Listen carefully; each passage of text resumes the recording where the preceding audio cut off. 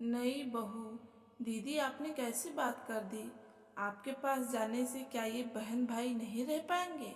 और रही बात मेरे परिवार पूरा होने की, वो तो आगे भी पूरा हो जाएगा।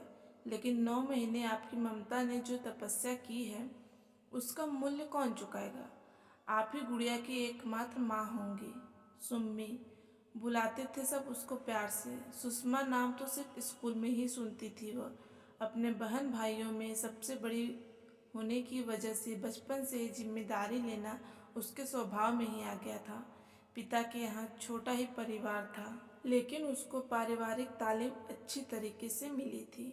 जैसे ही सुम्मी बड़ी हुई, सुम्मी के विवाह की चर्चा सब रिश्तेदारों के बीच होने लगी थी, तो सुम्मी भी अपने ख्वाबों के राजकुमार को देखने लगी थी। पढ़ने में मेधावी सुम्मी भी कहीं न कहीं उच्चाधिकारी की ही चाहत रखती थी। एक दिन सुम्मी के पिता को सुम्मी के लिए राजकुमार मिल ही गया। व्यवसायी राजकुमार जो बड़े परिवार का बेटा था। जहाँ सुम्मी छोटे परिवार की बड़ी बेटी थी, वहीं संजू भावी पति बड़े परिवार का छोटा बेटा था। सुम्मी और संजू दोनों का विवाह तय हो गया। संस्कारी सुम्मी ने नई दहलीज पर अनेक ख्वाबों को संजोकर कदम रखा। कुछ ख्वाब मुकम्मल हुए तो कुछ अधूरे ही रहे। सुम्मी को जहाँ छोटे परिवार के अनुसार थोड़ा सामान बनाने की आदत थी, वहीं सुम्मी के परिवार में ज़्यादा सामान बनाने की सीख मिली। नई बहू के आने से न केवल बच्चे खुश थे, बल्कि उसके संस्कारों ने उसके बुजुर्ग सास ससुर को भी गांव से शहर ही बुला लिया था। शुरू में भीड़ महसूस करने वाली सुम्मी बड़े परिवार में सामंजस्य बिठाने लग गई थी। सबकी इच्छाओं को पूरी करते करते नई बहू कब सबकी चहेती बन गई, पता ही नहीं चला। भरे पूरे परिवार में बस एक ही कमी थी कि सुम्मी की बड़ी जेठानी को कोई बच्चा नहीं हुआ था। मातृत्व सुख से वंचित सुम्मी की जेठानी मीना अक्सर उदास हो जाया करती थी। सुम्मी के दूरदर्शी आंखों ने मीना का दर्द समझ लिया और अपनी पहली ही संतान को जेठानी को देने की बात अपने पति संजू से कही।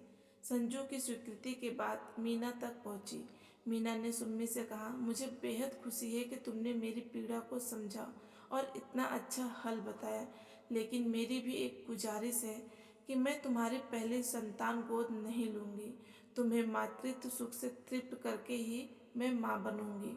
सुम्मी सबसे छोटी होने के कारण सुम्मी की सास उसे नई बहू ही पुकारती थी।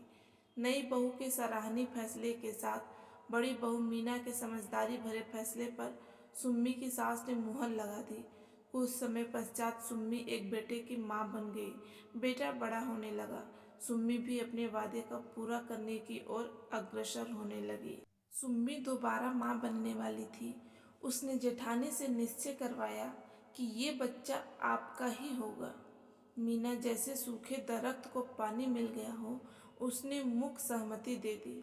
संतति का देना और लेना दोनों ही स्त्री के स्त्रीत्व के बड़े बलिदान हैं।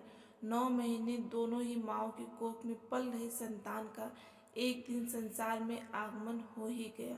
बिटिया रानी का आगमन यूँ तो परिवार के हर्ष को बढ़ा गया, लेकिन मीना के दिल में एक कसक पैदा कर गया। उसने सुम्मी से कहा, देखो सुम्मी, तुम्हारा परिवार पूरा हो गया है। मुझे लगता है गुड़िया को तुम्हें ही रखना चाहिए।